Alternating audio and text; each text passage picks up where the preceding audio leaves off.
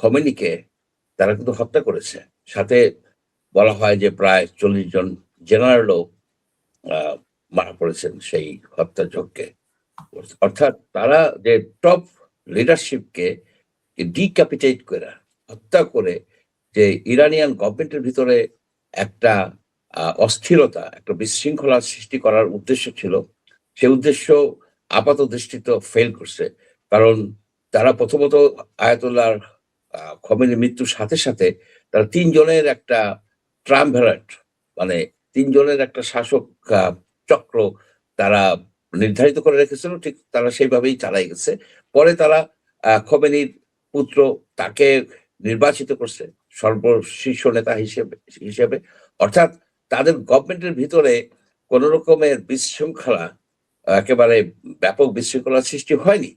At the same time যে আমেরিকার যে মূল উদ্দেশ্য হচ্ছে যে ইরানের যে নিউক্লিয়ার স্টক পাইল, যেগুলি ইউরেনিয়ামের যে স্টক পাইল, যেগুলি তারা ওয়েপন গ্রেডে রূপান্তরিত করার কাছাকাছি পৌঁছে গেছে, প্রায় 60% এনরিচ করে ফেলছে। আর কয়েক পার্সেন্ট 20-30% এনরিচ করলে ওয়েপন গ্রেডে রূপান্তরিত হবে। সেই ইউরেনিয়াম কিন্তু তারা কোনো ধ্বংস করতে পারে নাই। তারা এমন ভাবে এগুলিকে লুক্কায়িত আছে পাহাড়ের ভিতরে গুহায়, সেসব জায়গায় তাদের বাংকার বাস্টার যে বম মারলো গতবার, কোনো কাজ হয়নি, এবারও কিন্তু কাজ হচ্ছে না। অর্থাৎ এবং ইরান কিন্তু তার এগুলি তাদের যে মিসাইল, ড্রোন খুবই বুদ্ধিমত্তার সহিত অ্যাপ্লাই করতেছে। কখনো একসাথে অনেক, কখনো কম, এবং ব্যালিস্টিক মিসাইল যেগুলি তাদের আছে যে 8 ম্যাক অর্থাৎ শব্দের থেকে 8 গুণ, এবং সেগুলির সাথে আবার কিন্তু ক্লাস্টার বম জড়িত করে দিচ্ছে, জোড়ায় দিচ্ছে। অর্থাৎ সেগুলি কাছাকাছি যে আপনার 8-10টা ভাগে বিভক্ত হয়ে যায়, যেটা তাদের যে আয়রন ডম, ইসরায়েলের আয়রন ডম কে কিছুই করতে পারে না। এই ধরনের অবস্থায় আমেরিকা কিন্তু অনেকটা মানে বিপজ্জনক অবস্থায় পড়ে গেছে। এটা হচ্ছে যে যুদ্ধে অনেক ক্ষতি হয়েছে। ইরানের ক্ষতি হয়েছে, ইসরায়েলের ক্ষতি হয়েছে, আপনার আমেরিকান বেসগুলি অনেক ক্ষতিগ্রস্ত হয়েছে গালফ স্টেট কান্ট্রিতে, এবং গালফ স্টেটের যে আপনার অনেক তেল উৎপাদনকারী যে প্রতিষ্ঠান, সেগুলিও কিন্তু অনেক ধ্বংস হয়েছে। প্লাস আপনার যে কাতারের যে গ্যাসের যে একটা কারখানা, গ্যাসের যে উৎপাদন কেন্দ্র, সেটাও কিন্তু শাটডাউন হয়ে রয়েছে অনেকদিন ধরে, যুদ্ধের পরে থেকেই।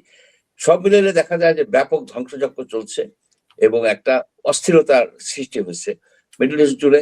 তার এফেক্ট কিন্তু সব জায়গায় পড়ছে।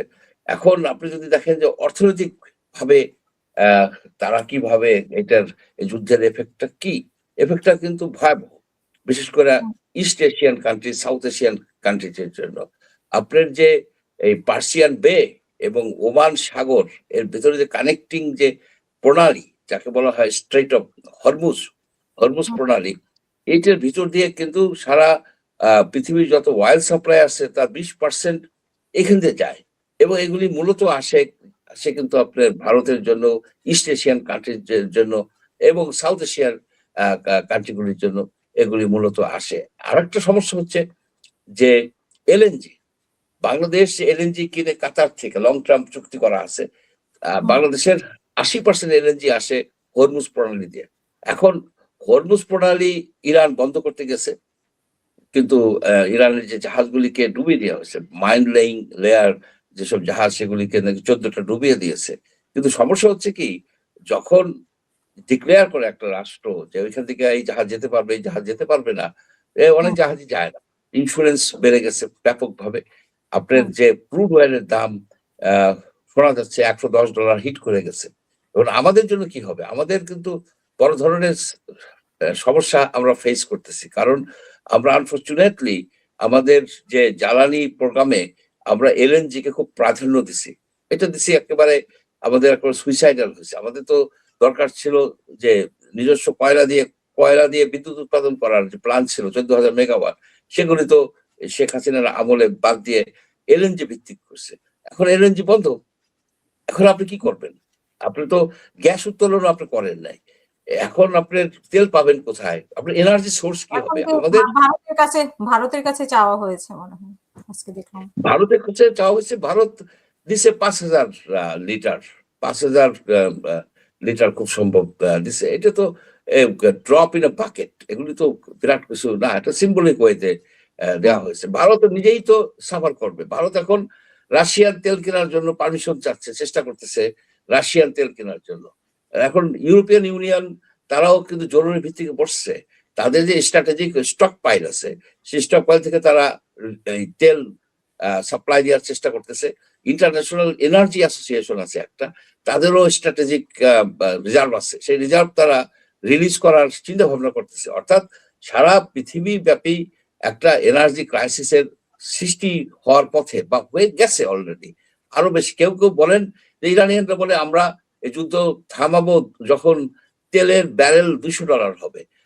তেলের ব্যারেল $200 হলে বাংলাদেশের ইকোনমি মুখ থুবড়ে পড়বে, ভারতের ইকোনমিও, বহু দেশের ইকোনমি মুখ থুবড়ে পড়বে। এটা আনইকোনমিক হয়ে যাবে প্রোডাক্ট উৎপাদন করা এই দামে তেল কিনে বা গ্যাস কিনে।